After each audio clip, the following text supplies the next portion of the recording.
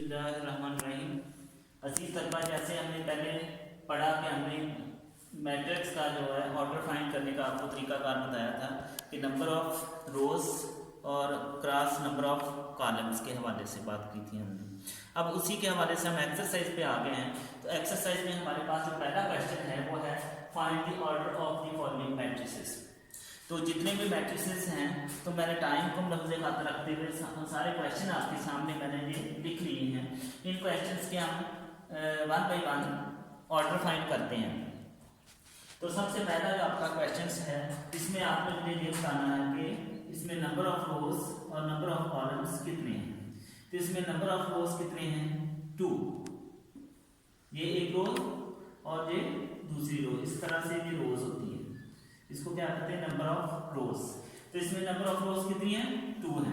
इसका मतलब number of रोज को हमने किससे ज़ाहिर किया था? m से। m हमारे पास कितना है? 2। और नंबर ऑफ कॉलम्स नीचे को इस तरह से कितनी है? ये भी रोज समझ लें। नंबर ऑफ कॉलम नीचे को कितनी रोज हैं? तो ये भी हमारे पास 2 हैं। इनको हमने n से ज़ाहिर किया था। तो हमारे पास जो आपका ऑर्डर था, किसी भी मैट्रिक्स का जो ऑर्डर है, मर्तबा है, तो मर्तबे को हम लिखते हैं m क्रॉस n। तो इसका m कितना है? 2। और n कितना है? वो भी आपके पास 2 है। तो हम इसका ऑर्डर या मर्तबा क्या कहेंगे? जो आपका ए मैट्रिक्स आ गया है, इसका मर्तबा कितना आ गया आपके पास? 2 क्रॉस 2। अब हम दूसरे पे आ जाते हैं। दूसरा जो आपका क्वेश्चन है वो भी सेम है। आपने खुद इसको अगर आप हल करने की कोशिश करें तो ये आसानी से बिल्कुल सेम उसी तरह से है जैसे कि पहला क्वेश्चन आपने किया है। अब आपके पास ये देखिए कि इसमें नंबर ऑफ रोज कितनी है? 2। नंबर ऑफ कॉलम्स कितने हैं? 2। तो इसका हम ऑर्डर लिखना चाहें तो कितना आ जाएगा? 2 क्रॉस 2। ठीक है।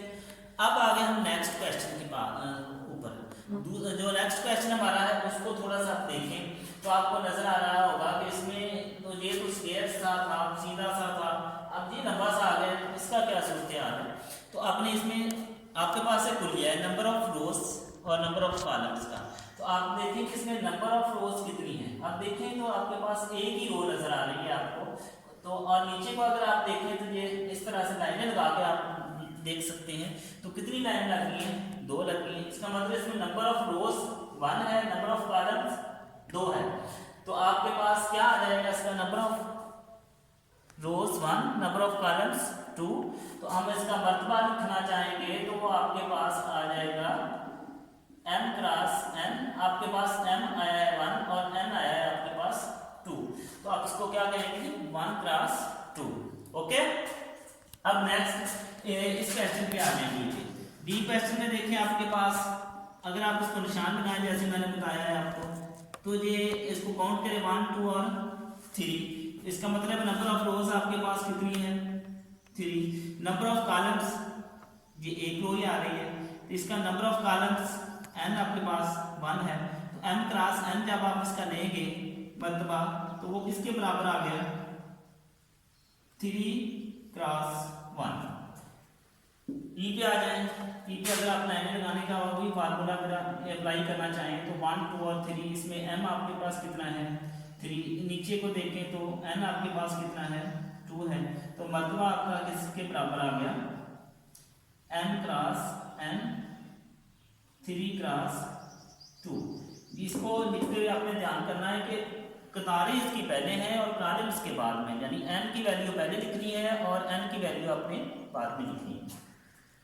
अब आप f पे आ जाए। ये सबसे हटके एक हमारे पास मैट्रिक्स आ गया है। तो अब इसी रूल को फॉलो करना है आपने। इसको इधर को लाइन लगाएंगे तो एक लाइन लग रही है। इसका मतलब इसमें रो कितनी है? m की वैल्यू 1 है। अगर आप नीचे को लाइन लगाएं तो एक ही लग रही है। इसका मतलब इसमें n की वैल्यू भी क्या है? 1 है। और मर्तबा अगर आप इसका लिखना चाहें तो m क्रॉस n होता है हमारे पास। तो m की वैल्यू कितनी है? 1 और n की वैल्यू 1 क्रॉस 1। इसको 1 क्रॉस 1 लिखना, मल्टीप्लाई नहीं करना, कोई आंसर नहीं निकालना, जो इसी तरह से ही लिखा जाता है। ठीक हो गया। अब हमारे पास ये वाला मैट्रिक्स आ गया आपके पास। अब ये थोड़ा सा इन सबसे साइज में बड़ा आ गया। तो इसको देखने के लिए वही रूल है आपके पास, लाइनें अगर आप लगाना चाहें, ठीक है, तो ये 1 2 और 3, इसका m क्या है, नंबर ऑफ रोज इसमें कितनी है 3, और नीचे को अगर आप लाइनें लगाएं तो नंबर ऑफ कॉलम्स कितने हैं इसमें, वो भी 3। अब इसका मर्तबा जो ऑर्डर लिख सकते हैं आप, तो वो आपका m क्रॉस n, तो 3 क्रॉस 3, 3 बाई 3, 3 क्रॉस 3, जैसे आप इसको इजी समझे, जैसे आपको इजी लगे आप इसको पढ़ सकते हैं। नेक्स्ट में देखेंगे एच वाला हमारे पास आ गया, इसमें नंबर ऑफ रोज m जो आपका है वो 2 है, लेकिन अगर नंबर ऑफ कॉलम्स की तरफ आए हम तो ये हमारे पास n कितना है 3 के बराबर है। तो मर्तबा आपका क्या आ गया, m cross n is equal to 2 multiply 3। तो अजीज तलबा, इस आज के इस जो वीडियो में हमने जो चीज़ें देखी हैं, इसमें हमने सिर्फ इसके ऑर्डर को क्लियर किया है कि जो ऑर्डर आपका होता है, जो किसी भी मैट्रिक्स का आपने ऑर्डर लेना है तो उसमें आपने किन चीज़ों को देखना है। तो सबसे पहले आपने उसमें नंबर ऑफ रोज को देखना है। तो मैंने आपकी आसानी के लिए आपको बता दिया कि आप इस तरह से लाइन लगा लें, लाइनें जितनी लाइनें हो जाएंगी वो आप काउंट कर लें तो वो नंबर ऑफ रोज होंगी।